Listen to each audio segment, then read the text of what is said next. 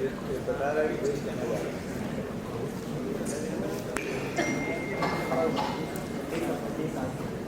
इसका भी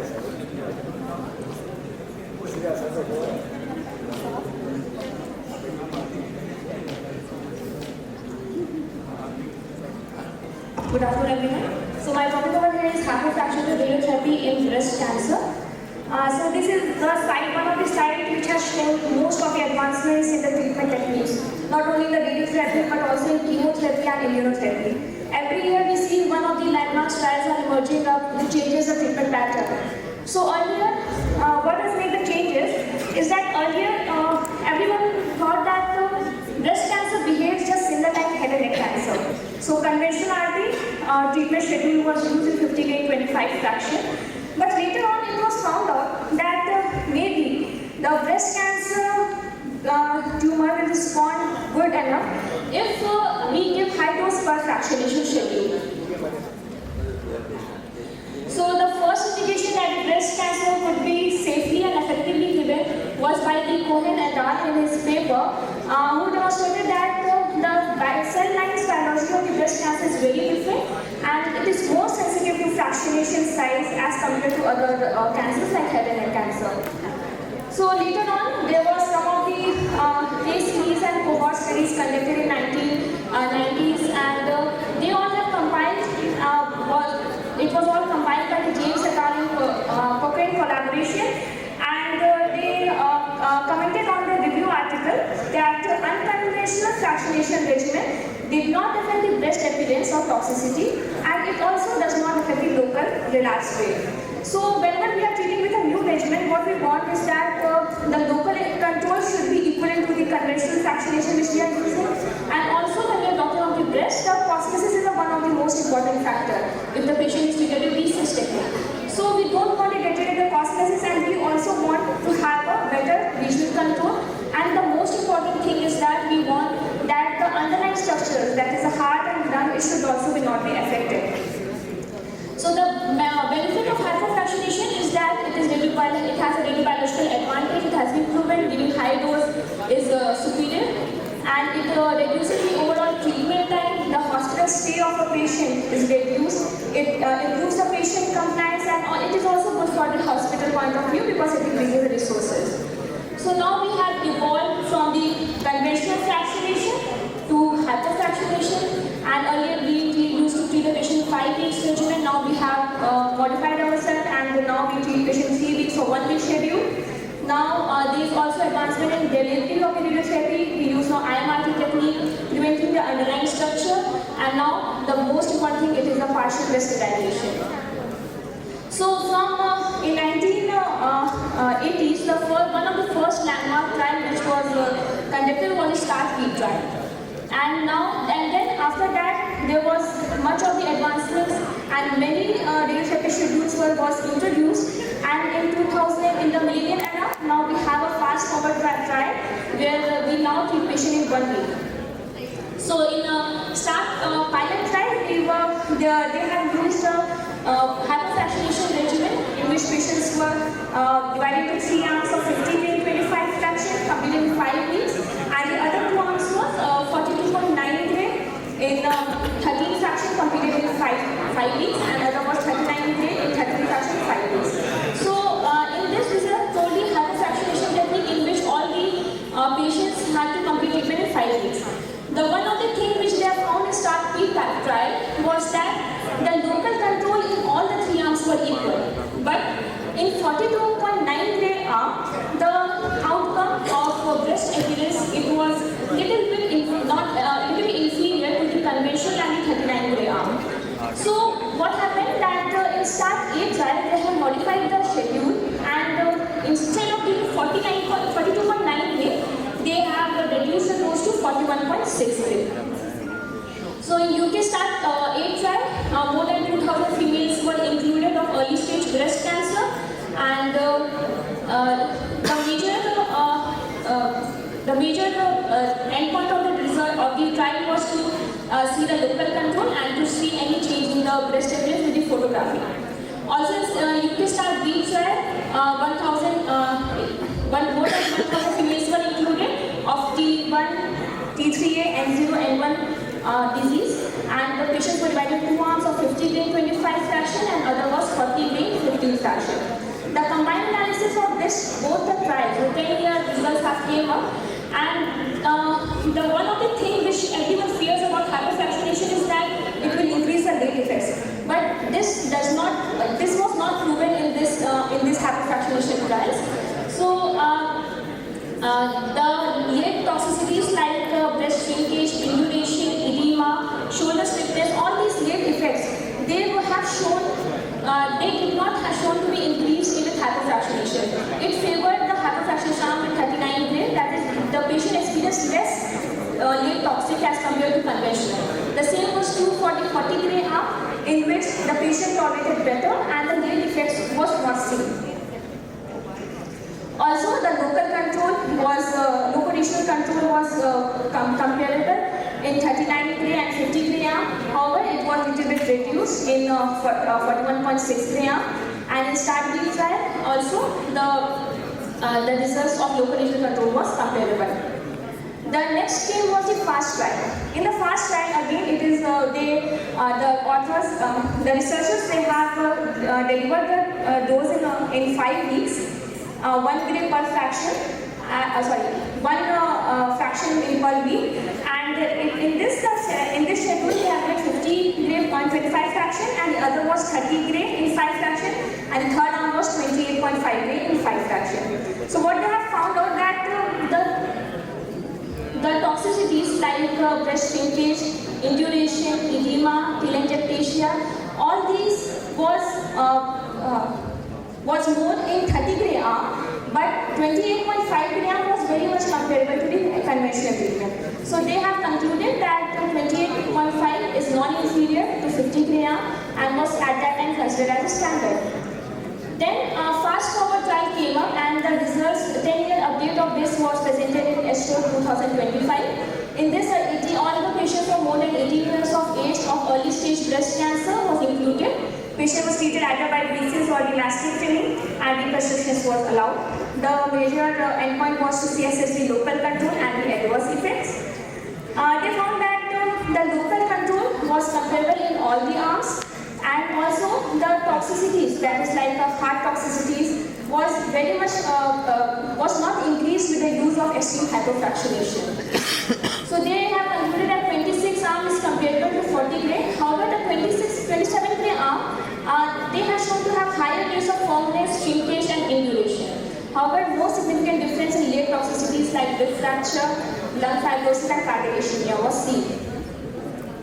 But what are the major concerns when or lacunae in the study, or what the physicians they fear about when they get the hypofractionation? The one of the important thing is the age. Now there was all these studies have included the patients of older age, more than 50 years, and we don't know what will happen if we give hypofractionation in younger females. But to see this Canadian trial, they have stratified their patients less than 50 and more than 50 years of age, and they are saying that the hypofractionation was not, the outcome of hypofractionation was not affected by the age group, and young females also tolerated this very well. The second one is the stage. So majority of patients which we see in these trials are the early stage of breast cancer. But what will happen if we give hypofractionation in advanced stages? So in START trial, when all the females of high stage like T3 was included, they are seen in 530 women that hypofractionation does not differ if we give hypofractionation to either to whole breast or to the chest wall. There's one of the trial, it is HYPAR trial, it is ongoing trial in Gujarat, Chandigarh. It is by Yadav et al. And now they have included a high stage women of T3, T4, N2, N3 disease, and all the patients treated in two arms. One is 34 gray 10 fraction and other is 26 gray in 5 fraction 1 week. And after that, the boost, if the patient is given with BCS, the boost is given 8 gray 2 fraction. So this is the ongoing trial, and the results will be updated, and surely we will know what will happen if we give high dose to in the patients who are at a higher stage. But the acute toxicity research has now came up and published in the journal, and they have shown that the acute toxicity does not differ in both the arms apart the dysphagia one. So in this phasia, the odinophagia was seen higher in a 2-week schedule, that is 34th in 10 fraction, because the regional nodal irradiation was also included in such patients. So maybe it is one of the reasons that odinophagia is higher.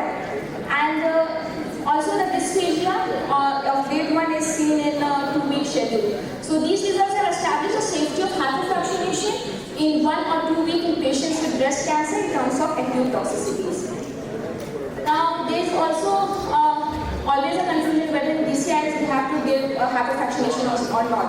Because in all the trials, only the invasive ductal carcinoma tumors were included. However, in a TOG 0701 trial, the DCIs patient was included and divided into 2 arms of 50 in 25 fraction, 42.5 in 16 fraction with or without boost. And they are seen that there is no statistical difference in 5 years survival or difference rate in both the arms. So in DCIs also, it has been proven that hyperfractionation is useful. Now the major concern is nodal irradiation, whether we have to treat the axillars and SCF islands with hyperfractionation or not. So in the patients, in majority of patients are node negative, but if we see that, if we include all the node positive patients and in all the trials where a hyperfractionation regimen was used to treat the regional lymph nodes, in this they didn't found any increased incidence of adverse events, and also no adverse rectal plexopathy was seen in such patients. So if we see over here, regional radiotherapy was given in moderate hyperfractionation trials like START-P, A and B trial. But regional lymph nodal irradiation was not given in ultra hyperfractionation trial, that is fast forward trial. So this is one of the sites which needs to be again studied. So, but if we see in moderate hyperfractionation, it can be safely delivered to all the patients without increased incidence of lymphedema or the rectal plexopathy. This is one of the trials. Again, the Indians are way ahead, and many Great Institute of India, they are conducting all these trials on hyperfractionation, and we are way ahead of the foreign countries. So the Pathak et al. Has studied this, and they have treated patients of breast cancer with SIP technique, and in this the regional nodal irradiation was done, and they have not seen any kind of rectal plexopathy in all these patients till date. So this is one of the, I think we can practice in our daily routine, and we can study that whether regional nodal irradiation is hyperfractionation can be used or not. Again, all the trials which are going on are Jadhav et al. They have included all the trials and published a review article last year in which all patients receiving 26 to 40 grade in 5 to 15 fractions were included, and they have commented that there is no shoulder dysfunction or lymphedema in these patients. The cardiac toxicity is a major concern. Okay, so even if you are giving 1 grade, 2 grade, that is obviously harmful to the heart. But in START A and START-B trial, the hyperfractionation schedule did not show that giving hyperfractionation causes a cardiac toxicity. Again, if you see in this trial, fast trial, the cardiac toxicity was not reported to be increased with extreme hyperfractionation. So to conclude, we are either treating the patients of BCS and mastectomy with accelerated hyperfractionation or pure hyperfractionation. So this hyperfractionation regimen is well tolerated, and ultra hyperfractionation can be safely given to the patients of early stage breast cancer. However, for regional nodal irradiation, much of the studies is needed now, but moderate hyperfractionation can be used, and cosmetic outcome is not inferior to the standard regimen. Thank you. Very nice presentation. I want to ask one question. Which type of fractionation you are using in your center? So we are using 40 grade 15 fraction in complete 3 weeks, and if we are treating the patient of BCS, then we are giving boost of 12.5 maximum at third week. So if you give 5 fraction, you will be at home. Second point is regarding the brachial plexus injury. So that is not the problem. That is the problem in the guidelines, because guidelines say that we have to contour artery. So what happens? Subclavian artery is contoured. There is no lymph node. So instead of contouring the confluence of that is subclavian vein, they have contoured artery. So behind artery is plexus everywhere in the body. So that is the problem of contouring, not. I just want to ask one question. What is your take on hypofractionation in immediate implant patients? Sir, in immediate implant reconstruction, the studies are going on. There is one of the trial which is published, is the fabric trial, in which they are, after reconstruction, they are giving 50K with 5 fraction, and the other one was in 16 fractionation. So they have found that hypofractionation is safe in these patients, and the other it is an ongoing test, API charm trial. We are awaiting the results for that. So it will help. Thank you.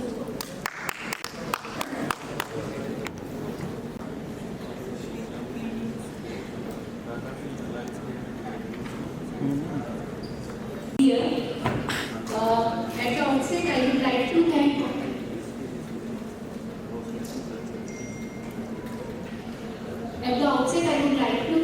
Chaturvedi sir, Dr. Chaturvedi University and organizing committee for giving me opportunity.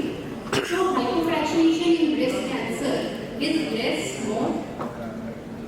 So, we'll go through chromosome. Why? When the dose increase, quadratic component of the cell biology dominate and cell survival curve varies. So, alpha component which causes lethal damage, double strand breakage, especially for cells with impaired DNA damage response machinery, predominantly for high energy radiation. Beta component, which is quadratic variant, damage can be repaired and single strand breakage occur. So, alpha by beta, which is intrinsic activity of the any tissue, is the dose at which alpha component is equal to beta component. And this intrinsic radiosensitivity is behind the dose fractionation changes and radiosensitivity. So, the evidences have shown that alpha by beta ratio in breast cancer is between 3 to 3.8. So, if we increase the dose per fraction, that might achieve same therapeutic, same local control. But what about side effect? So, if we talk about toxicity, evidence have shown that the therapeutic control is similar, the toxicity pattern is also similar, not inferior to that conventional one. So, now coming to evidence, what are the evidence behind hypofractionation? So, for hypofractionation in early invasive disease, that can be moderate hypofractionation, means we are completing the treatment in 5 weeks only, but the dose number of fractions is reduced and the dose per fractions is increased. So, start pilot study and start a trial. For ultra hypo radiation fast trial, in which weekly 1 fraction was given. Now coming to accelerated, means we are giving 5-week treatment in 3-week time. So we are accelerating the treatment. So for moderate hypofractionation, start trial, Ontario trial, and for ultra hypo-RT, fast forward trial. And in total mastectomy, there is a bridging trial, and BCIS, as Dr. Ankita already told, PROP trial is there, which has put the evidence. So we'll go with some of these trials. So this is treatment schema. You can see in conventional fractionation, we are delivering in 5 weeks. Start pilot and start trial, we are delivering in 5 weeks, 3 fraction or 2 fraction per week alternate. In below trials, start trial on video trial, we are compressing the treatment time from 5 weeks to 3 weeks, and fast forward, delivering the treatment in 1 week time only. So why there is so much buzz and so much study? Because if we treat patient in 3 week or 1 week time, there will be more space on the machine and we will be able to treat so many patients. So in the Indian scenario, this is very important because we have no infrastructure, machines numbers are less and patients are many. So in UK also, this trial was started as a logistic resolution. conclusion the empirical practice in the government healthcare system a purely logistic exercise to reduce the burden, treatment duration and create machinistic space. Now coming to Ontario Clinical Oncology Group trial, they have randomized around 3,700 patients into 2 arms, 50 gray in 25 fraction versus 42.5 gray in 16 fraction. And the patient selection was very early disease, T1, T2 and 0 disease, BCS was done, and primary outcome was local recurrence, secondary outcome was distant recurrence and breast cosmosis and toxic effects. So what they have found when they have compared 2 arms, the local recurrence was non-inferior in both the arms and the overall survival was also similar in both the arms. Toxic effects, incidence of late toxic effects increased over follow-up treatment, but no increase in toxic effects with hypofractionated radiotherapy compared to conventional standard treatment was found. So, their 10-year long-term data have shown that accelerated hypofractionated whole brain radiation was not inferior to standard radiation in terms of outcome or in terms of cosmetic effects. In UK between 1999 to 2002, they have started hypofractionated trial, START A and START B. So 35 UK centers were involved. In START A, they have randomized patient into 3 arms, 50 gray in 25 fraction, 41.6 in 13 fraction and 39 gray in 13 fraction. Whereas in START B, they have randomized into 50 gray in 25 fraction versus 40 gray in 15 fraction. And the primary endpoint was locoregional tumor relapse, late normal tissue effects. Secondary endpoint was local relapse, distant relapse, DFS or overall survival.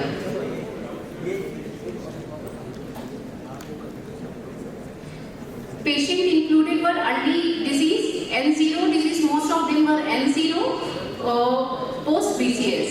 So after 10-year follow-up, in the START A trial, they have found that there was no difference in terms of locoregional relapse between 41.6 arm and 50 gray. Whereas in 39 gray arm, locoregional relapse were toward the higher side, although insignificant. In START B, no significant difference was found between the 2 arms in terms of locoregional relapse. In terms of distant relapse, disease-free survival and overall survival, also there was no difference found in START A trial. Similarly, in START B trial also, there was no difference found. If we see the cosmesis, so if we see the forest plot for START A trial, the line is crossing the divide midline. So there was no difference between the 2 arms and the cosmesis was non-inferior in hypofractionated arm also. If we talk about START B trial, shrinkage, induration and edema results were even better in hypofractionated arm rather than conventional fractionation, and shoulder stiffness and other toxicity were not inferior in hypofractionated arm. So the 10-year results have shown that hypofractionated radiotherapy is safe and effective for patients with early breast cancer. The results support continued use of 40 gray 15 fraction, which has already been adopted. So if we compare these 3 trials, if we see the patient characteristic and all, most of patients are early disease, T1, T2 and 0, and axillary dissection was done in almost 100% of the patient. Node positive were 0 in Ontario group trial, and in START A, START B, around 1/3, we can say 1/3 or 1/4 patient were node positive. Regional irradiation was not given in Ontario trial, whereas START A, START B, the percentage was very less. Boost was given almost 50% in START trial. Initially, in 2011, ASTRO guideline, according to ASTRO guideline, more than 50 years of age, and if the disease is T1, T2 and 0, then patient can be taken for hypofractionation ASTRO has revised their guideline in 2018 and they say any stage provided intent is to treat the whole breast without additional field to cover the regional lymph node, and if any chemotherapy is given, those patients can be taken up for hypofractionated radiotherapy. So what question is still unsolved? Whether if nodal irradiation is to be given, whether we can take patient for hypofractionation or not. So this is recently presented in ESMO 2024 Uni-Cancer trial, in which loco-regional hypofractionated versus normo-fractionated radiotherapy in early breast cancer. So they had T1 to T3 disease with M0 to M3 node positive patient with an indication for regional nodal irradiation. They have randomized patient into 2 arms, 40 gray in 15 fraction versus 50 gray in 25 fraction. And their primary endpoint was 3-year cumulative incidence of lymphedema. And secondary endpoint was overall survival, loco-regional free survival, distance free survival, and breast cancer specific survival. Almost mastectomy and lumpectomy was done in almost 50% of the patient in both the arms. Axillary clearance was done in around 80% of the cases. In remaining sentinel lymph node biopsy was done. And all patients have received regional nodal irradiation, and the patient has received chemotherapy also. So these are the kind of patients which we generally see in our practice also. If we see the clinical stage, more than T2 or T3 were more than 50%, and node positive were more than 50% patients. They have concluded with a median follow-up 4.8 years that moderate hypofractionated loco-regional radiotherapy is non-inferior to normo-fractionated radiotherapy, and no detrimental effect in terms of safety profile, loco-regional free survival, breast cancer specific survival, or any other outcome. So they have concluded that the new standard for nodal radiation is 3-week radiation therapy. So from 50 gray to 25 fraction, now we have moved to 40 gray 15 fraction. What else? 28.5 gray in 5 fraction, UK fast trial, and 26 gray in 5 fraction. So in UK fast trial, they have randomized around 900 patients into 3 arms, and the disease size was very small. It was less than 3 centimeter, and if we see the mean size was even less than 2 centimeter of the tumor. N0 disease is post-BCS disease, and no tumor dead post if needed. They were excluded from the study, and 10-year follow-up was done. They have shown that rates of mild or marked changes photographic breast appearance at 2 year and 5 year, and it was found to be comparative between 30 gray and 50 gray arm, and not significantly. It was higher in 30 gray arm, but not significantly different in between 28.5 or 50 gray arm. So they have concluded at 10 years there was no significant difference in normal tissue rate after 28.5 gray in 5 fraction compared with 50 gray in 25 fraction. But normal tissue effect were higher for 30 gray in 5 fraction. UK fast forward, they have delivered 40 gray in 15 fraction, 27 gray in 5 fraction, and 26 gray in 5 fraction, and the treatment was delivered within 1 week. The disease were very early disease, TN0N1 and M0. Incidental tumor relapse was found to be non-inferior in both 5 fraction schedule in comparison to 40 gray 15 fraction arm. Clinical assessment of normal tissue effects was significant difference between 40 gray and 27, but not between 40 gray and 26 gray. So 26 gray in 5 fraction over 1 week is non-inferior to 40 gray 15 fraction. So in fast, if the dose was 30 gray, it was found to be normal tissue effects were more. So they have concluded 28.5 gray is the treatment which we can follow, and fast forward 26 gray is the over 1 week is non-inferior to standard of 40 gray in 15 fraction. But can be replicated in our patients. So we have to be very cautious because the patient, the kind of patient they have taken were very early disease, very small, non-indicated BCS was not indicated. So I have found two very nice articles from India. One is from Anshul Munshi sir. Fast forward in breast radiotherapy, really fast, but how much fast forward? And the second is by Dr. Chatterjee. Can the fast forward trial results can be generalized across all breast cancer patients? So the final word is still some distance away. And if we can convert our treatment and if the results would be positive, then it will be boon for Indian, not Indian for what, even for Indian patient also, because we will be able to cater so many patients on machine. So take home message is that moderate hypofractionation is now the standard of therapy, whether the disease or patient who are unable to come for 3 weeks because of comorbidity. And as Dr. Ankita has already told that TROP trial has shown that even in DCIS, ductal carcinoma in situ, moderate hypofractionation is now the standard of treatment because it's not inferior with the same results. So thank you for your attention. The topic is purpose and precision, de-escalation in early breast cancer radiotherapy.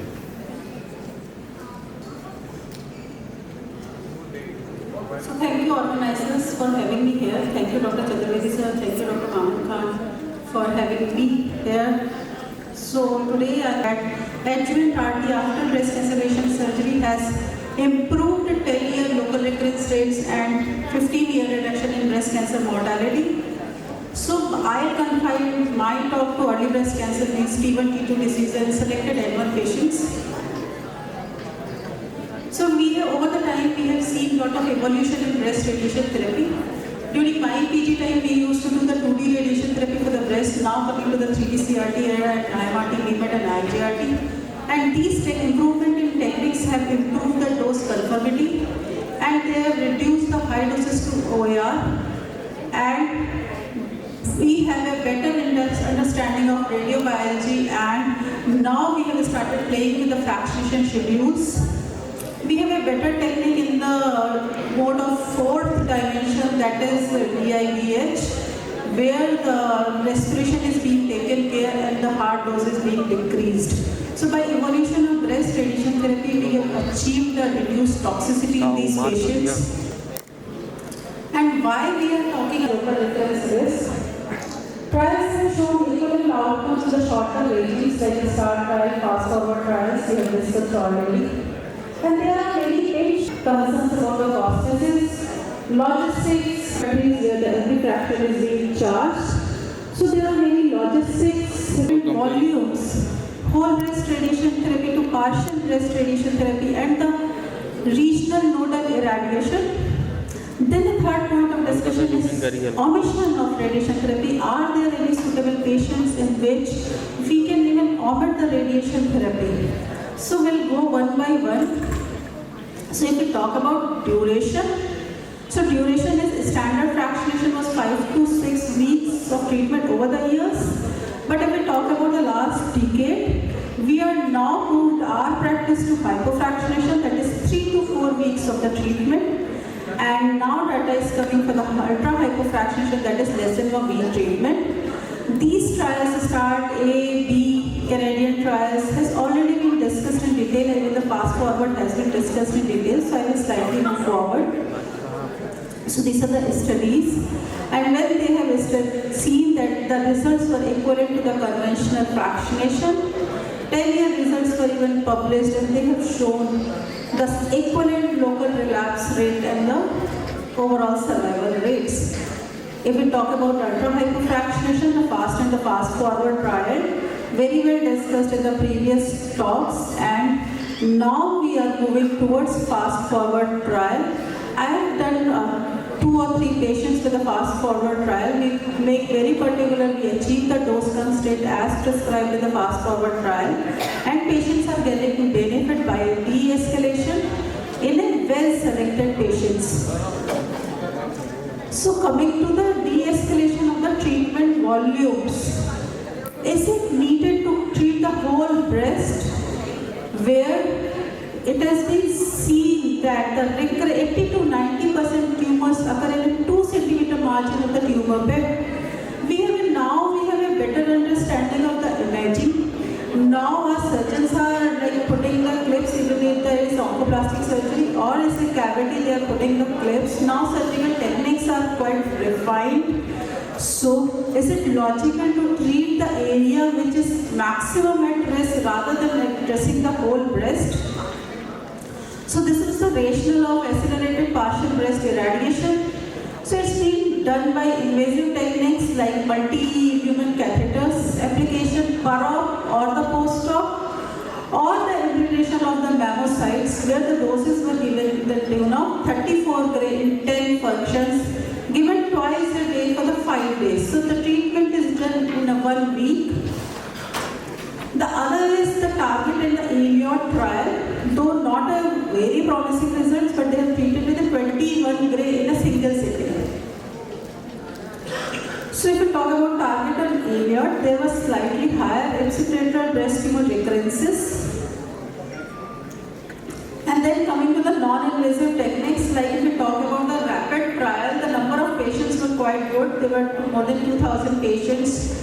Disease was less than 3 centimeter with a node negative and a margin negative disease. Where in one arm, hypofractionated whole breast irradiation was done, the other one, ABBI was done, the doses were 38.5 gray 10 fraction BD doses. So after the 8.6 years of follow-up, they have not seen any significant difference in the ipsilateral breast tumor recurrences, but there were increased later reactions in the inferior cosmesis. So it was a concern whether we were over-treating for the twice a daily or there was some issues with the planning. So coming to the import trial, the fractionation scheme was for the 3 weeks. In a T1, T2 disease or a single node positive disease with the negative margins, where there were 3 arms. In one arm, they have treated the standard hypofractionated 40 gray 15 fraction. In the second arm, they have treated the tumor bed area with a 40 gray and rest of the breast with a 36 gray. In the third arm, completely ABBI was done, only the tumor bed was addressed with a 40 gray. If we see the result at the 5 years, they were equivalent in the local control and the long-term side effects. So what we achieved in this, like yes, we can treat the partial breast, but the duration was 3 weeks, not the 1 week. Then coming to the Florence trial. So these were non-invasive ABBIs trials where the number was slightly less. It was 520 patients. The well-selected early patient tumor size less than 2.5 centimeter. And where the conventional whole breast irradiation was confirmed with ABBI 30 gray 5 fraction in a non-consecutive days. When we saw in this, it was better. 10-year ipsilateral breast tumor recurrences were non-significant. There was no difference in overall survival. But when ABBI was done, there is decrease in acute and late toxicities, hence improving the quality of life. And this NSVP 39 was the largest ABBI trial, where again 38.5 gray 10 fraction was given in a twice daily doses. The techniques were 3D CRT brachytherapy or the intraoperative.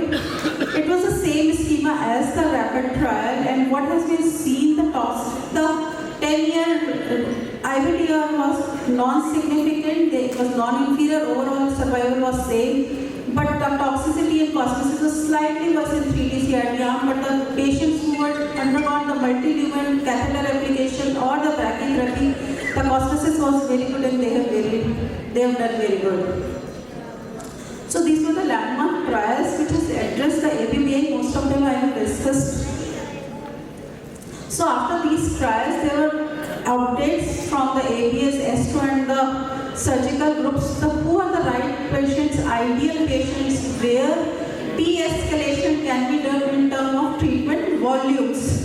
So moreover, the guidelines are same. Any patient more than 45 to 50 years of age with a tumor size of less than 3 centimeter, T1, T2 tumor, with a negative margin means no tumor on ink. For the DCIS, they said like margin should be more than 2 mm. And nodal status was negative. If we talk about surgical guidelines, they have included and hormone receptor positive diseases. So these are the candidates, like if a patient is more than 50-year-old with a T1 or less than 3 cm tumor size, margins negative and node negatives can very well be considered for the APBI. So coming to the regional nodal irradiation, it's a discussion about internal mammary node irradiation in a case of well-selected low-risk early breast cancer patients. So this was the NCIC M20 trial where node positive patient 1 to 3 lymph node with a high risk node negative invasive breast cancer were included for the study.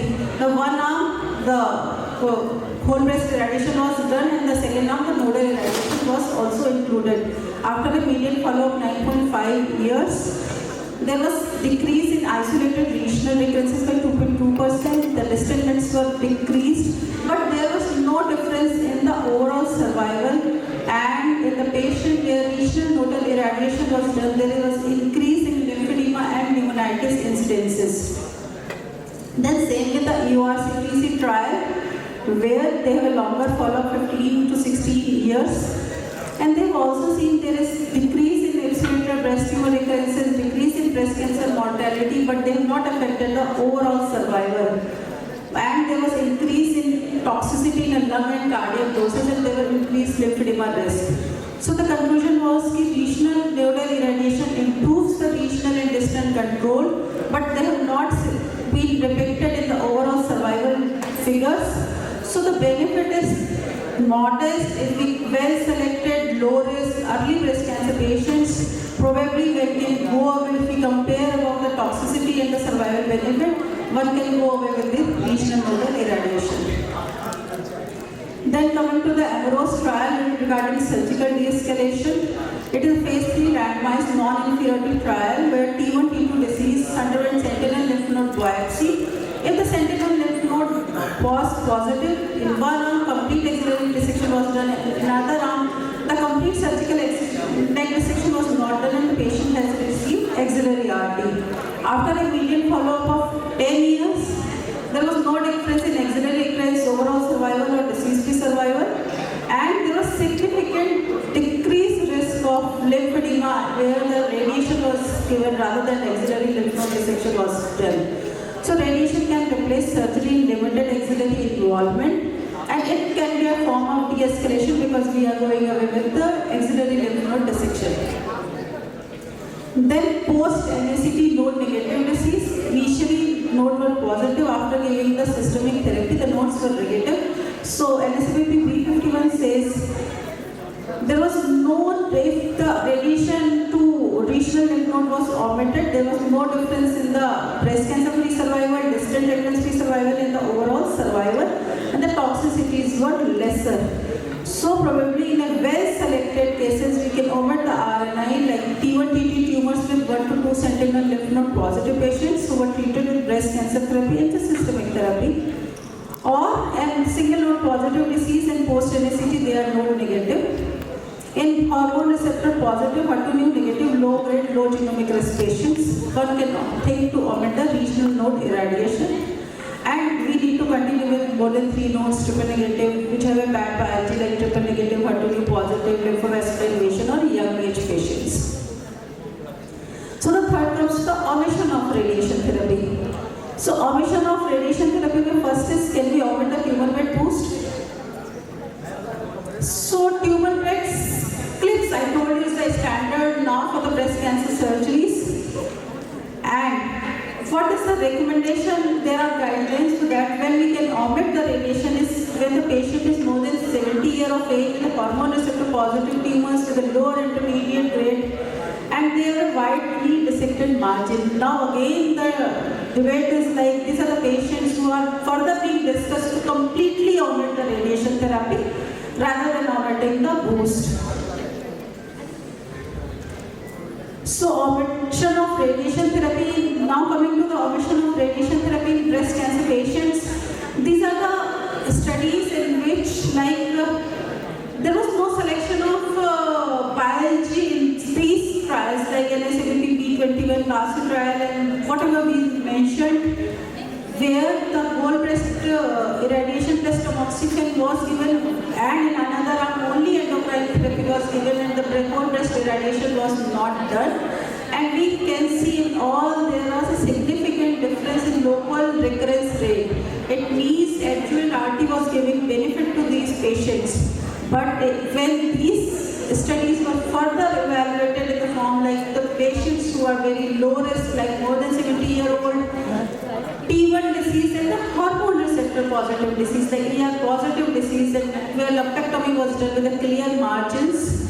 So if we talk about CALGB 9343, they've seen when the radiation was given, they definitely decreased in the local regional recurrence, but other parameters were not affected, like distant breast cancer specific survival and overall survival.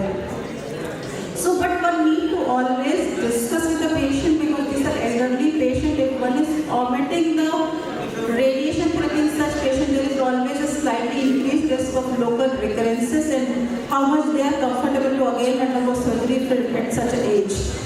Then the same with the PRIME 2 trial. They have also seen there is increase approximately 8.6% of local recurrence when RT was not given, rest of the parameters were not affected. So depending on that, the further if we move further, because it's an era of personalized medicine, genetics, oncotype, we have a lot of paraphernalias where the risk assessment can be done. So there are many studies ongoing, like Lumina, IDEA, who are based on the 4 marker ISCs, like ER, PR, HER2, Ki67 values, and they have been seen when it is very much selected patients who are luminal A type. In luminal A type, can we assume like we can skip the radiation? These studies are undergoing and we don't have much of result. We have 5-year anticipated results where we are expecting the local recurrence rate less than 5%. So results are still awaited.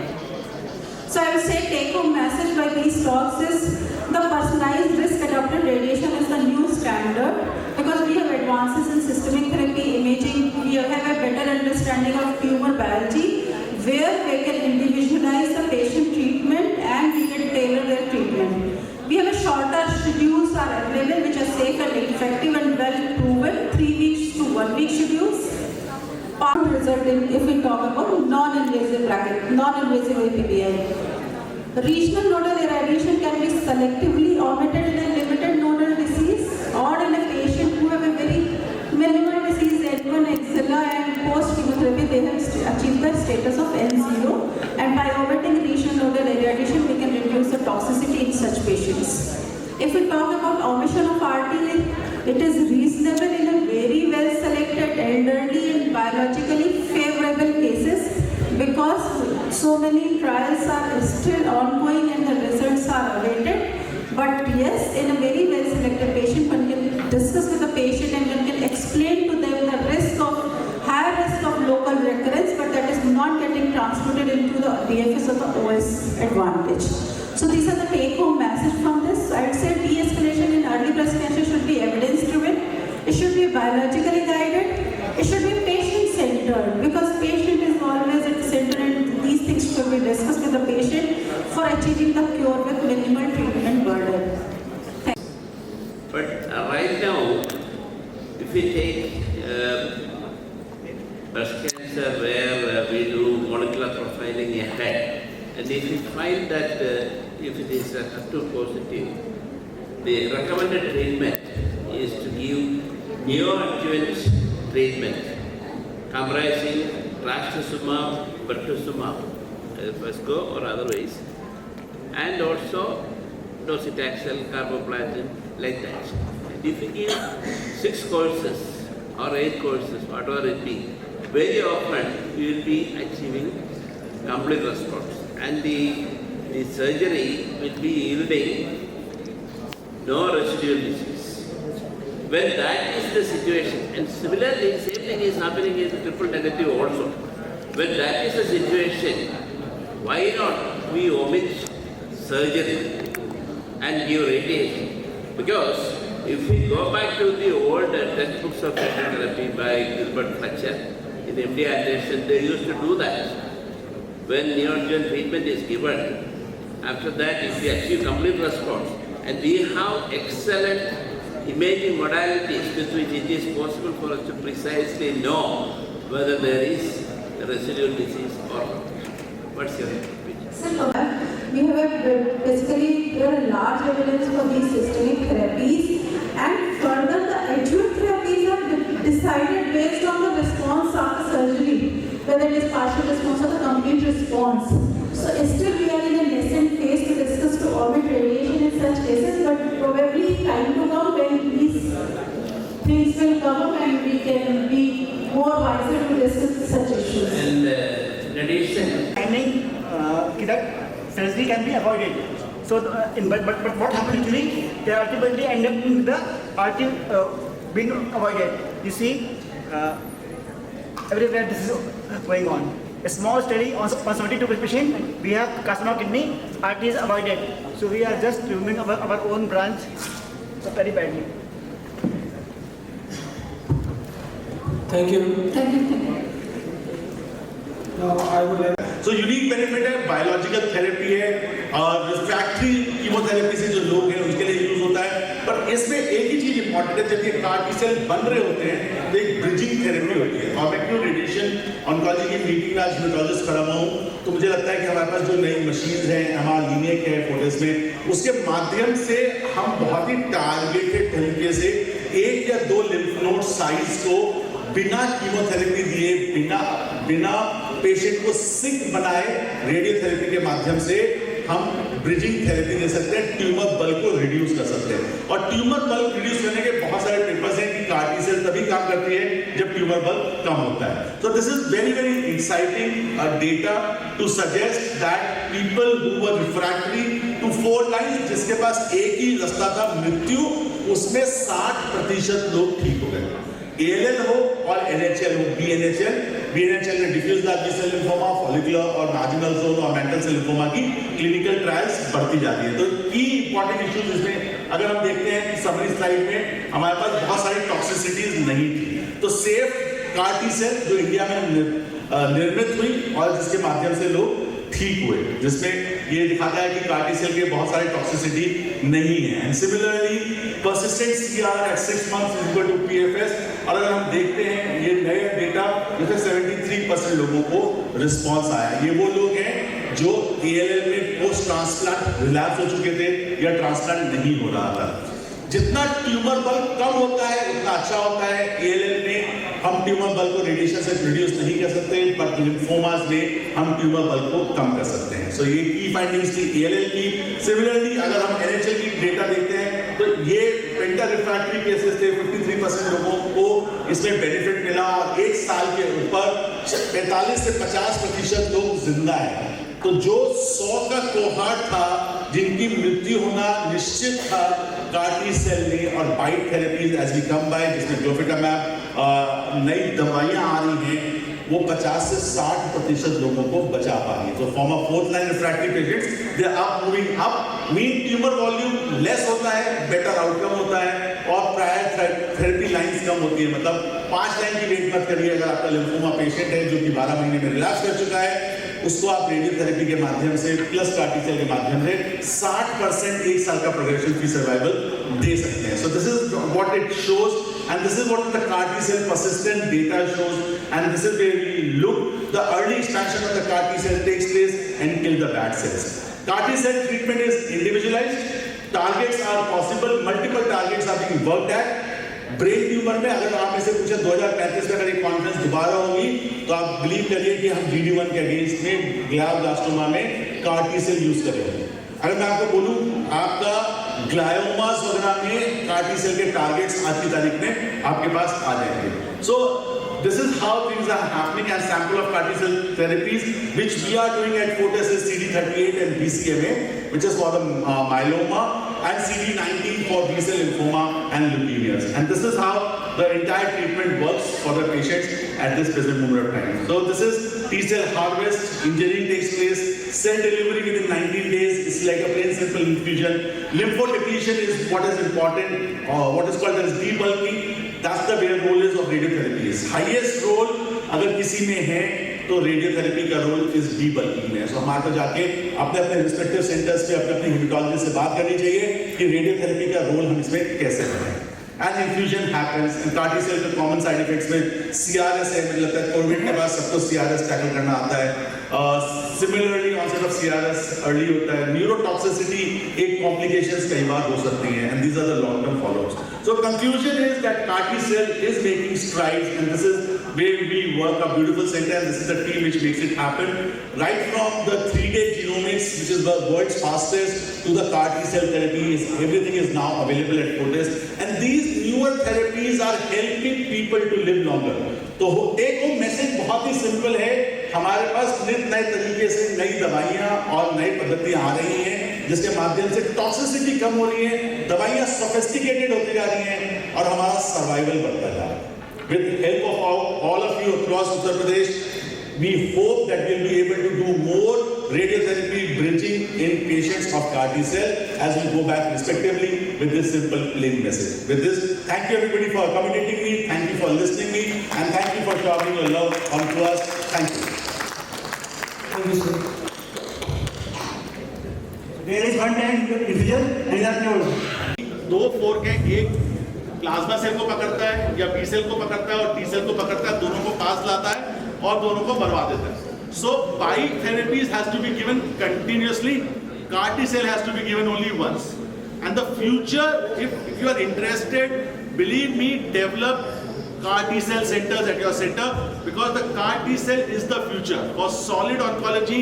2050 साल की पूरी science culminate हुई 2010 में, और haematological malignancies नहीं थी CAR T cell के मुद्दे पे। ओवेरियन था, ब्रेस्ट था और ब्रेन था। सो जैसे TILs आए वैसे ही CAR T cell अगले 10 साल में सॉलिड ऑन्कोलॉजी स्पेस में बना लेगा। आज हम जानते हैं कि EGFR की CAR T cell की ट्रायल्स चल रही है, पर बहुत सारे लोग बॉम्बे में जाते हैं जो कि अनएथिकल है, हमें वहां नहीं जाना है। Let the data B proven what is right. The data is coming for solid, but right now the data is for hematological malignancies. B-cell ALL आपके पास कोई पेशेंट हो, NHL का पेशेंट हो, उसके पास होप है। There is a hope even after they have relapsed about the CAR T cell। और CAR T cell की cost कितनी है, जो कि प्रोहिबिटिव होती थी US में $1 बिलियन, मतलब 8 करोड़ की जो थेरेपी थी वो टाटा और IIT ने मिलके उस थेरेपी को 26 लाख से लेके 30 लाख में लिया। So which is a fraction of a cost। हो सकता है वो हमारे पेशेंट्स के लिए स्टिल हाई हो, बट सरकारें सपोर्ट कर रही है। राजस्थान सरकार सपोर्ट करती है CAR T cell को, तमिलनाडु सरकार सपोर्ट करती है, वैसे उत्तर प्रदेश की सरकार भी CAR T cell को सपोर्ट करती है। और आपको जान के खुशी होगी कि आज हमारे गोरखपुर से ही एटलीस्ट 8 पेशेंट है जिसको सरकार के माध्यम से बोन मैरो ट्रांसप्लांट हो पाया, सरकार के माध्यम से। तो आज गरीब से गरीब आदमी भी CAR T cell करा सकता है। वैसे कब करते हैं when we give CAR T cell in NHL, aggressive NHL, when we give CAR T cell, किस चीज में CAR T cell? aggressive NHL, non lymphoma, DLBCL जो 12 महीने में रिलैप्स कर जाए, जो रिलैप्स रिफ्रैक्टरी हो या रिफ्रैक्टरी टू फ्रंटलाइन थेरेपी हो, जितने भी DLBCLs हैं जो 12 महीने में रिलैप्स कर जाते हो या रिफ्रैक्टरी टू R-CHOP हो, वो CAR T cell में इनरोल होते हैं। CAR T cell रेडियोथेरेपी को रिप्लेस कर रही है, रेडियोथेरेपी सर्जन्स को रिप्लेस कर रही है, वैसी CAR T cell जो है वो लिम्फोमा में ऑटोलॉगस को रिप्लेस कर रही है, और ALL में it is a bridge to a transplant.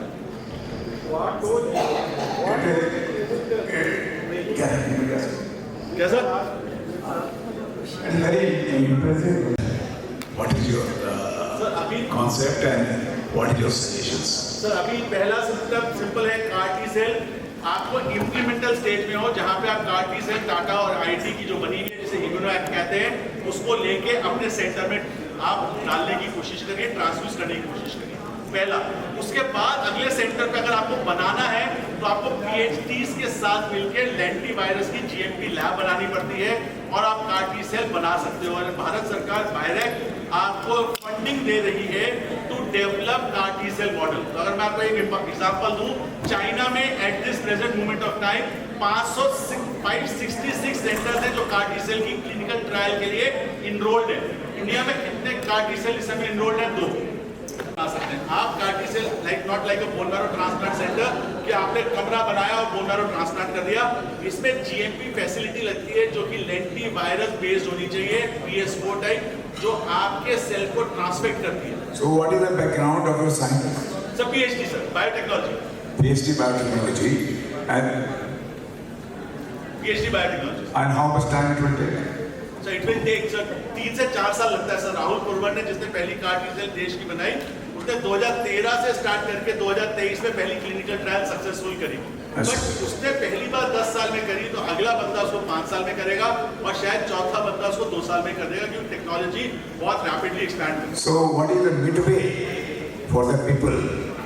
Because you are saying 10 years. 10 years is too long. If someone is interested, what is the midway path? So immediate path is have PhDs with you who knows biotechnology, who knows how to handle the lentivirus, how to transfer that lentivirus into the cell. This is the bench. This is the bench. What you need to take into the bedside is the entirely a different gamut where you have to develop. So we might have a Fortis CAR T cell by 2028. Sir, one last question. Is there any host rejection rate there? Yes, ma'am. Host rejection. Host rejection. Ma'am क्योंकि CAR T cell खुद के T sales हैं, तो T sales जाके hypotension, fever, brain में आईकैंस कराती है, immune effector, CNS toxicity. तो मेरे पास रिजेक्शन नहीं है, पर जब ये CAR T सेल एक्सपैंड करते हैं तो साइटोकाइन 6, IL-6, IL-2 और IL-10 सिक्रीट करवाते हैं, जिसकी वजह से टॉक्सिसिटी होती है, जिसे आपको टोसिलिजुमैब या एनाकिन्वा नामक दवाइयों से मैनेज करना पड़ता है। डॉक्टर आनंद, कुछ डोज के बारे में बता दीजिए जो आपने। It's a very, I would say, toxic therapy, and patient is relapsed after previous lymphoma and previous cycles of chemotherapy, sometimes 2 or 3 lines of chemotherapy. So in warfarin radiation dose is somewhere between 26 to 30 grams, depending on the size of the lymph node. Very rarely we go 36. But the important point is very tight margin. Very little dose. So for example, paraiotic, very little dose to gut. Kidneys have to be properly protected. So we should not add to the problem. We should only give advantage. And we have now such good equipment that we can give a highly precise. But our target delineation should be very, very exact. We have perfect scans and all. To be treated. No, the only nodes which show relapse. So the those which are relapse, only those are treated. Involved field, not prophylactic. So even after RD, you get cured, then what do you do? You give still 37. Because earlier we used to give medicine for lymphoma, and they are called radiation देते हैं हम एब्सॉर्बल effect के लिए दे रहे हैं, पहला हम उसको क्योर करने के लिए दे रहे हैं। हम ये कह रहे हैं उसकी जो पहला सतह है जिसने मैक्रोफेजेस से बना रखी है, हम उसको भेजने की कोशिश कर रहे हैं ताकि CAR T सेल अंदर जाके उस लिम्फोमा को मार पाए। उस इफेक्ट में जो आपने रेडिएशन 25 ग्रे दी, 30 ग्रे दी, उससे CR आ जाए बहुत अच्छी बात है, बट वो सर रिफ्रैक्टरी लिम्फोमा था। आज भी डीएलएसली यूज आप 2 लिम्फ नोड साइज से ज्यादा होते हैं तो आप रेडिएशन नहीं देते क्योंकि उससे टॉक्सिसिटी बढ़ती है। तो इसीलिए CAR T सेल में आपका रेडिएशन ऑन्कोलॉजिस्ट का आपके साथ में होना, अंडर वन रूम होना बहुत ज्यादा जरूरी है, क्योंकि आप वो स्कैन देके डिसाइड करते हो कि ये 10 सेंटीमीटर का लिम्फ नोड है, इसमें CAR T सेल नहीं जाएगा, इसीलिए आपको रेडिएशन इसको देनी और बाकी को छोड़ देनी। So in fact it is not a radiotherapy. Can you say that? Yes sir. Can you say that it is not a radiotherapy? I'm a single dose you are giving, not the purpose of radiotherapy. No, so the only it's radiotherapy is not given to cure the patient. Yeah. Radiotherapy is given to penetrate the first line so that the CAR T cell can go inside. It's like a treating a multi disease which we are used to that. Thank you. Thank you, sir.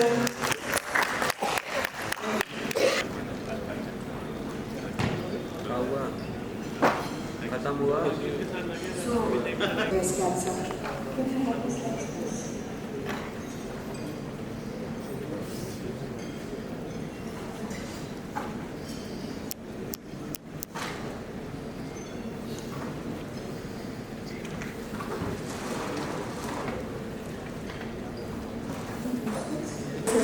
It is considered to be an intermediate stage between localized disease and polymetastatic disease. And what is thought is that this kind of disease is amenable to cure if you are aggressive with your local treatment. One of these local treatments is stereotactic body immunotherapy. And of course, there is a consensus statement as to which are the patients, how to define oligometastatic disease. And one of the statements is that all these metastases, you should be able to treat them safely. So that's also one of the criteria for classifying disease as oligometastatic. So why do we want to treat oligometastatic disease? When you look at the evolution of tumor and metastases, there is a lot of genetic heterogeneity and they acquire somatic mutations. There is selection pressure. And because of the selection pressure, some of the mutations they confer advantage to the tumor cells. And as a part of the selection pressure, there is dominance of the fittest tumor cells due to natural selection. And these fitter tumor cells, which are more aggressive, if they are allowed to progress, they might go ahead and progress as polymetastatic disease. But before progressing at polymetastatic disease and before they have acquired many more mutations, there is an intermediary stage which is called as oligometastasis, where they do not have the capability to metastasize further because they do not have acquired that degree of genomic heterogeneity.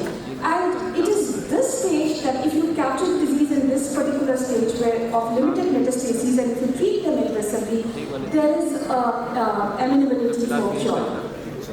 So there are different definitions of oligometastases. The East Consensus guidelines very succinctly describes this. So one of them is of course de novo oligometastatic disease, when you image a patient and you find limited sites of metastases. And of course the other kind of metastatic disease is induced oligometastases, where you have a polymetastatic disease, and because you have very effective systemic treatment available, you are able to control a lot of the polymetastatic sites, and there are just few sites which remain to be active. That is called as induced oligometastatic disease or oligoprogressive disease. And the aim of treatment in these two kind of oligometastases is very different.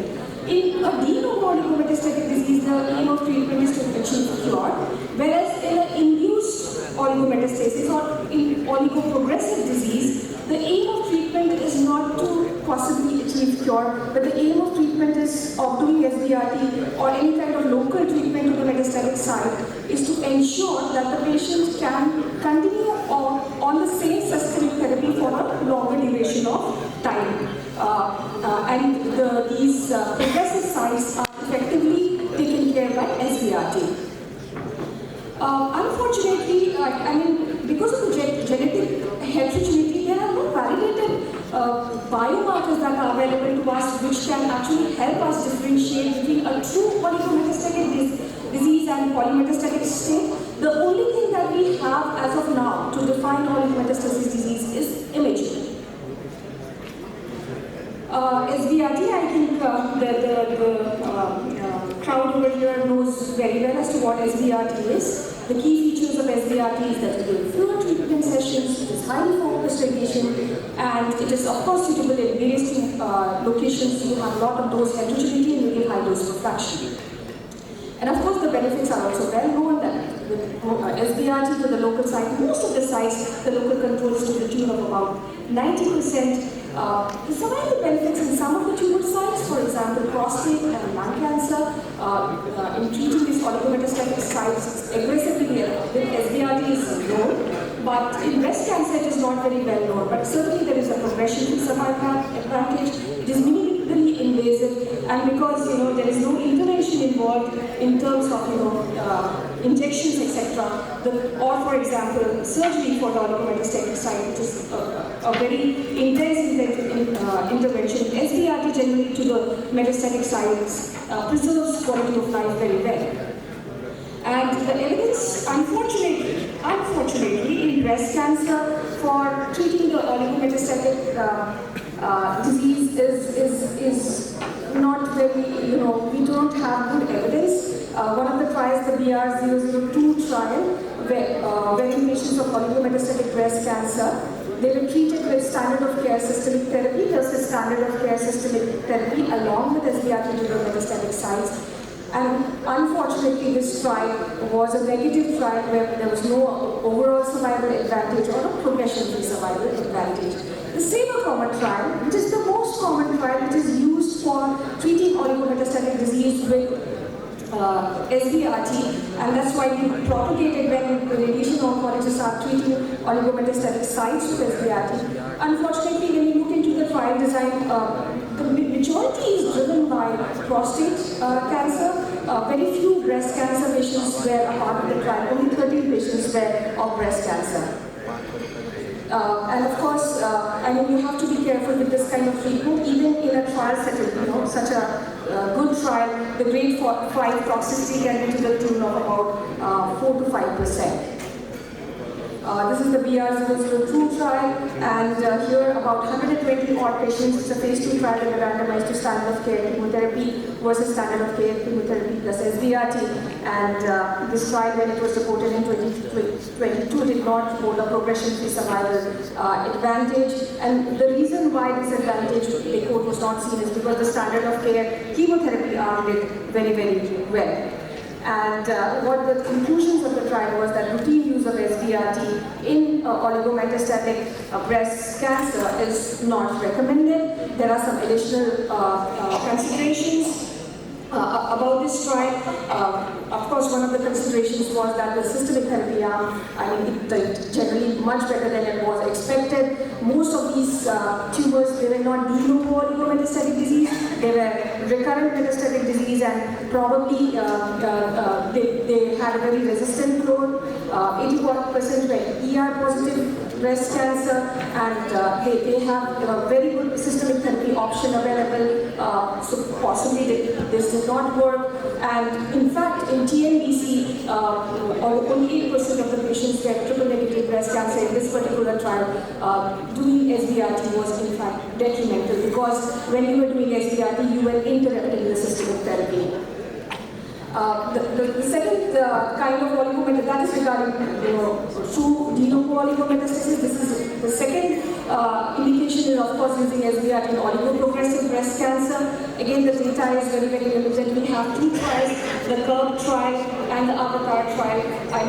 Fortunately or unfortunately, again, the CURB trial has shown advantage in lung cancer, but unfortunately, the advantage in breast cancer is not seen. The only difference that this trial notes is that time to initiation of systemic therapy was delayed. So that could be one of the valid endpoints when we are discussing these treatments with patients of oligometastatic breast cancer.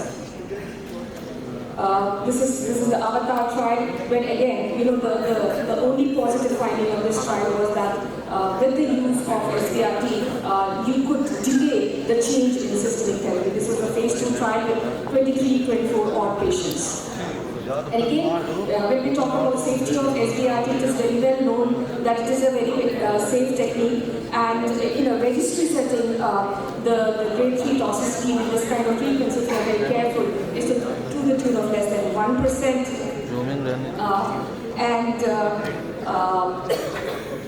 You have to be careful while integrating systemic therapy with the current, integrating current systemic therapy with SBRT, because we do not know the interactions of a lot of new systemic therapies with SBRT as of now. There are consensus statements which have recently come up to give us some guidance.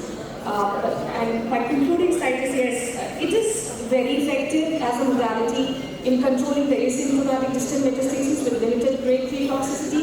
But if you talk to the patient as to what is the advantage, yes, it will help in symptom control, but it does not confer an overall survival or progression-free survival advantage. In the oligoprogressive state, it helps in prolonging the change in systemic therapy, which might be a valid endpoint for some of these tumors. And for specific subgroups, the outcomes are not very well known because these were not very well presented in trials. And of course, routine use of SBRT in an asymptomatic patient should not be done outside a clinical setting. So thank you very much for your patient hearing.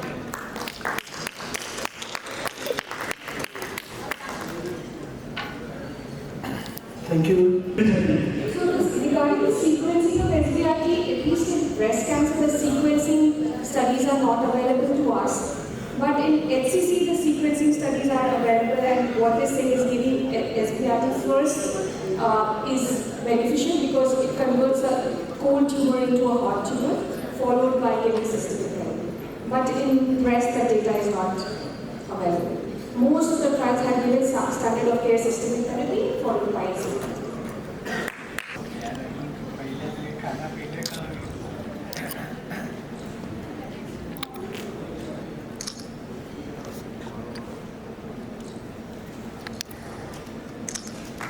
Thank you, sir. Memento of appreciation to our distinguished speaker, Dr. Surabhi Gupta ma'am, as a token of gratitude from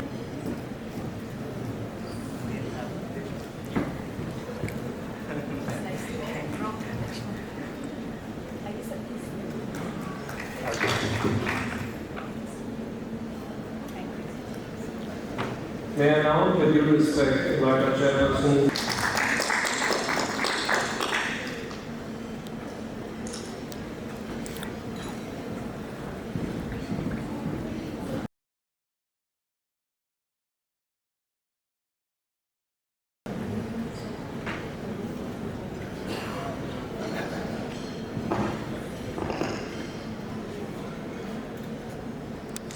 So, to kindly present the memento of appreciation to our distinguished speaker, Dr. Tripti Saxena ma'am, as a token of gratitude from the organizing committee.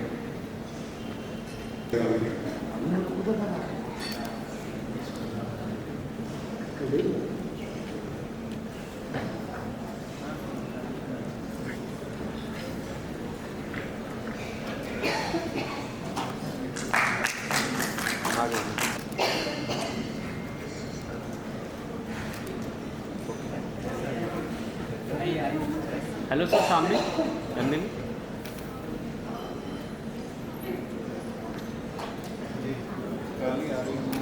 Rate हाँ जी Pandey sir, in appreciation of their time and contribution to this session. सामने देखिएगा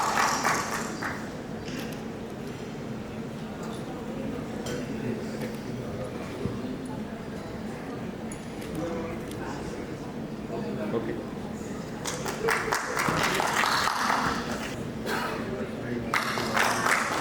सामने okay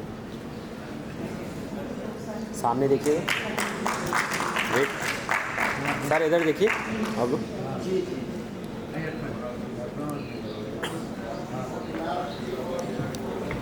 आप जो है कल सुबह ही निकले जाएंगे वहाँ क्या दवा लेने जाएंगे DSC का अच्छा परसों DSC का डॉक्टर ऑफ साइंस DSC अच्छा हम खुद नहीं तो कौन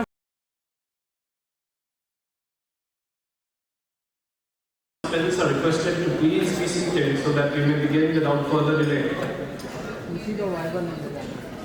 I would also like to invite our chairpersons, Dr. Pawan Pradhan sir, Dr. G. Meher Kumar sir, Dr. Alok Singh sir, and Dr. Manoj Srivastav sir to the dais as chairperson.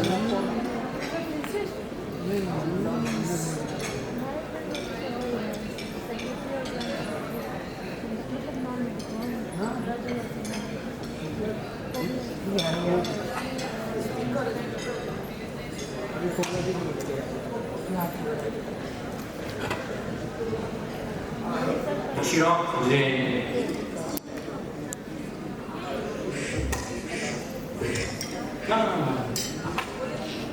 तुम्हारे बच्चे हैं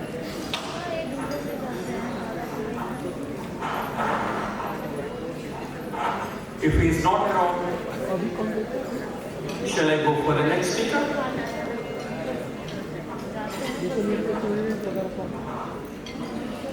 We will postpone the talk of Dr. Chirag Jain for a little while. Now we will go with management of radiation toxicities in epidemic malignancies by Dr. Madhu Rastogi. Please on the slide, sir.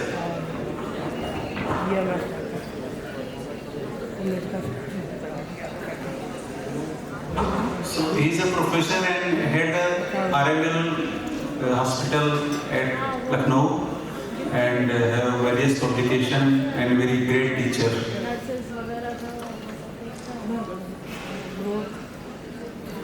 मेरे group है उसका कोनो में है ही नहीं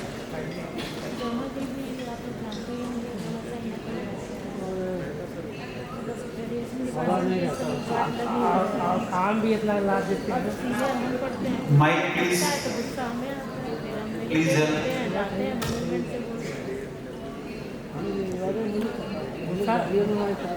गुस्सा करने का बोला हर बात का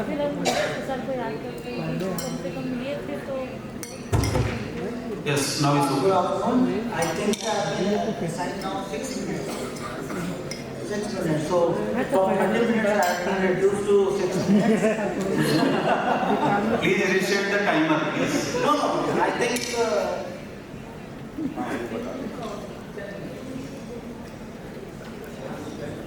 15 minutes. Okay. So my topic is management of radiation toxicities in head and neck cancer. It's one of the most common cancer. We all are treating either in a radical setting, post-op, palliative, and we are using radiotherapy alone or concurrent chemotherapy. And now it's an era where we are using re-radiation very commonly nowadays.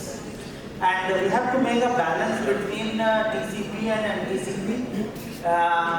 We should try to give our treatment, we try to prevent our toxicities as much as possible. And the most common toxicities which we come across during radiation of head and neck cancer is acute and chronic. Acute is dermatitis, mucositis, dysphagia, pain, and chronic is fibrosis, xerostomia, trismus, lymphedema, which are the most common type of toxicity.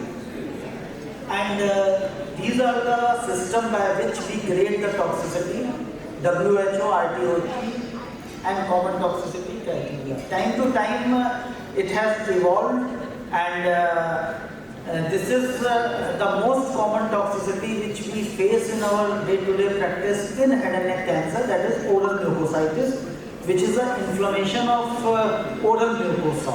And I'll tell you, this is the basic problem which causes treatment interruptions and adversely affects the tumor control probability. And because of its management, it increases the cost of the treatment also. There are various factors which decides the grades of oral mucositis, that is gender, inadequate oral hygiene, poor nutritional status, insufficient oral care during the treatment, exposure to oral stress, deranged renal or hepatic function, and the type of radiotherapy which we are using, whether it is conformal or it is IMRT type of radiotherapy. It should be documented. When the patient is coming, we have to assess and we have to document the oral mucositis, and these are the method by which we are basically grading the oral mucositis. WHO is easy, RTOG is very commonly used, CTC is the type which we are mostly using in most of the trials. So depending upon your comfort, you can grade the mucositis once you are in a clinical setting. And this type of appearance we get while our patient is on radiation.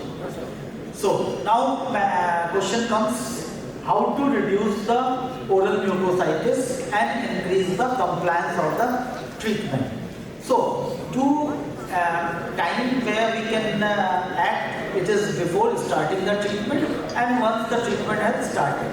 So, once treatment is going to be started, what are the steps? And counseling is one of the most important steps which I want to emphasize, that before starting the treatment, we must counsel the patient, we must tell the patient what type of treatment we are going to do and what type of feeling he is going to have during the treatment. And during radiotherapy planning, we can decide whether we are doing 2D, 3D or IMRT, and depending upon the type of radiation, we can also act at several places. It is not that if it is a 2D, we cannot do anything. We can do something in 2D also, 3D also, and IMRT also. So counseling means we have to explain the patient what type of treatment we are going to have, because radiation, most of the people are unaware about the radiation, because they have been told about surgery, they know about chemotherapy from mouth to mouth, but radiotherapy as per of head and neck cancer, they doesn't know. So we have, in my clinical practice, I explain to my patient from the very beginning that you are going to have a very tough type of treatment, and it is not a tough type that you will be bedridden or something like that. I'll tell that you will be having problem in your oral cavity, and be prepared. This helps that once the patient is going to have oral mucositis, they will be knowing that yes, my doctor has told to me. Now coming during the radiotherapy, what type of intervention we can do? If we are doing a 2D planning, that in my era we used to do 2D planning. That time we used to do block displacement devices. We can do tongue bite, we can do tongue, that is a dedicated type of oral bite we used to prepare for the patient, that used to separate the hard palate, and at least exposure to the oral mucosa will be less. This is the tongue displacement devices. And in 3D conformal therapy, we can define the area. There also we can use the displacement techniques.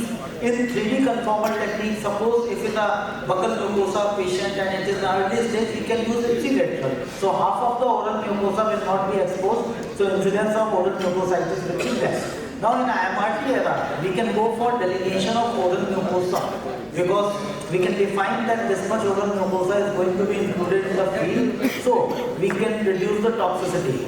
And there are controlling guidelines available for oral mucosa, but still there is no standard method for delineating the oral mucosa. So few departments are using this method, but it is not very common and not very popular.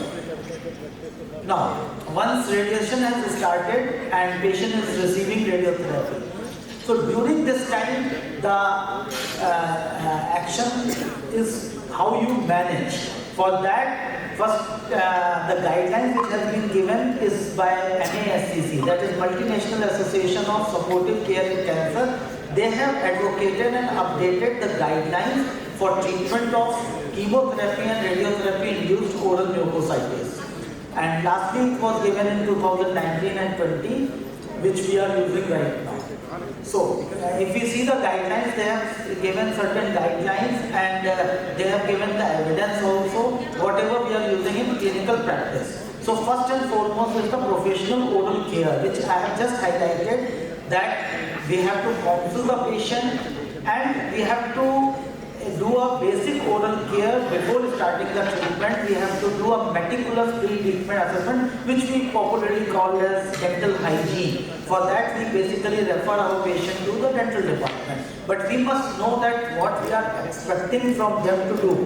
The evaluation of a dental specialist should identify and eliminate all the pre-existing potential source of infection. They should explain about the brushing of the teeth and so on. Next comes the most commonly we advise our patient to go for saline gargle. This MASCC doesn't justify, neither they say that it should not be used. So here no guideline was possible regarding the use of saline or soda bicarbonate gargles.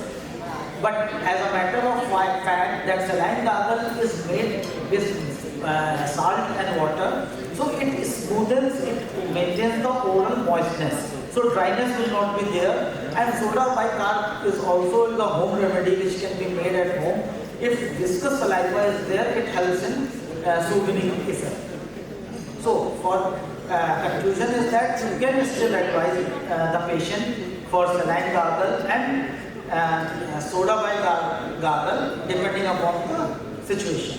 Chlorhexidine or betadine, this type of gargle is not recommended. It should not be used in oral mucositis management in head and neck cancer because it increases the oral mucosal inflammation, it increases the grade of mucositis, and it also causes general mouth discomfort, taste alteration, and staining of teeth. The recommended gargle which we are using, and I think most of the departments are using, is benzidamine gargle. It is a non-steroidal agent which has got 3 basic properties of antimicrobial, anti-inflammatory, anesthetic and analgesic effect. And it has studied in trials and it has shown that it significantly reduces the erythema, ulceration, and there is the need of systemic analgesics. In my department, I have tested this drug in a study where we have given more than 50 gray, and it was published also in Supportive Care Cancer Journal, and it has concluded that benzidamine significantly reduces the oral mucositis even at a dose of more than 50 gray, which we are most commonly using. Now comes the glutamine. Glutamine sachet. I think most of the department are using glutamine sachets and they are advising. If you are not advising, you should advise. And glutamine also has been proved that it helps in managing the radiation-induced oral mucositis. It is a non-essential amino acid which reduces mucosal injury by reducing the production of pro-inflammatory cytokines. Many malignancies have been characterized which reduces the glutamine level. So such supplementation can reverse this effect and may help to protect the mucosal tissue. So glutamine and patients treated either with radiotherapy or concurrent chemoradiotherapy. Honey is a natural product that has been reported to have the best tissue healing properties. It is a powerful impact on proliferation of B lymphocyte and T lymphocyte. It inhibits inflammatory process by inhibiting the cyclooxygenase pathway. It stimulates the process of granulation tissue. So we must advise all of our patients to use honey while patient is on radiation to prevent from oral mucositis. These are the sucralfate agents are not being recommended that I made the cross. And there are recommendations for the topical morphine mouthwash, but actually handling morphine is not possible because morphine comes in the narcotics. So such type of gargles are not available, but however MASCC suggests that it can be used. Now comes the cryotherapy. It is the ice chips which we can use while patient is receiving the radiotherapy, but it is more effective in if you are receiving the chemotherapy. Another thing is low level laser therapy.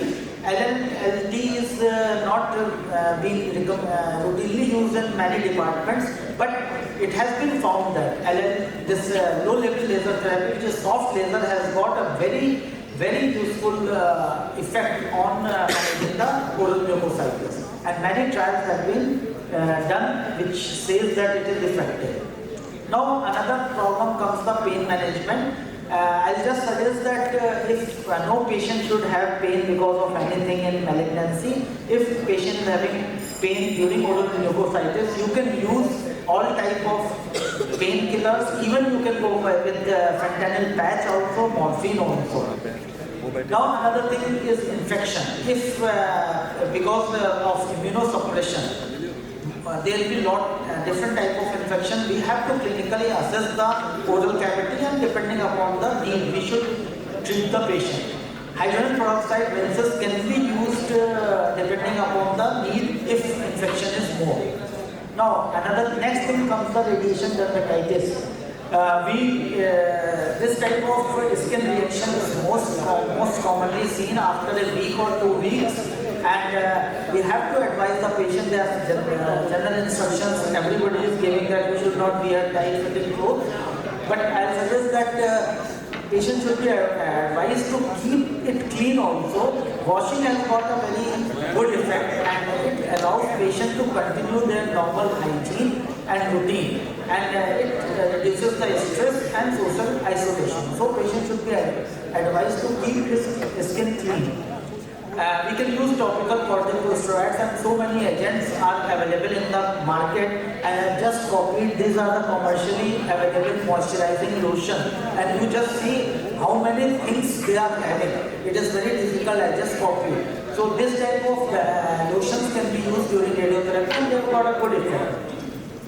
Dysphagia is another problem, which is while agglutination patient have problem. So for that we can create the dysphagia, and for dysphagia management we need to do a dietary counseling, local anesthetic agents. We can put the rice tube, we can ask the swallowing exercise by PMR department. Another thing that dysphagia optimized IMRT can also be done, in which the structures associated with dysphagia, aspiration related structures should be controlled. We have done this study in our department that where the DARS structure was controlled, and we have given the dysphagia optimized radiotherapy, and we got a positive result that incidence of dysphagia was less. Another problem in long term is xerostomia, because this is very difficult to save the parotid glands while we are treating the head and neck cancer, and for that we have to control the parotids, and everybody knows that once radiation is completed we can give the artificial saliva or salivary stimulant drug. This is a trial which was done by Christopher Nutting in the UK, which is popularly known as passport trial, and they have shown that IMRT is actually beneficial in sparing the parotid gland, and it reduces the xerostomia. Trismus, day-to-day we see in our routine practice. For that we have to go for exercises, and there are devices which are available, everybody is using in their clinical practice. So for that we have to advise the patient. Then for subcutaneous fibrosis of the neck, this is another problem which comes after radiotherapy. For that we can treat by pentoxifilin injection, and it helps in with or without tocopherol, and I think most of us are prescribing now tocopherol in our follow-up patients. And lastly, it is lymphedema, which can depend upon your wrong practice, wrong planning.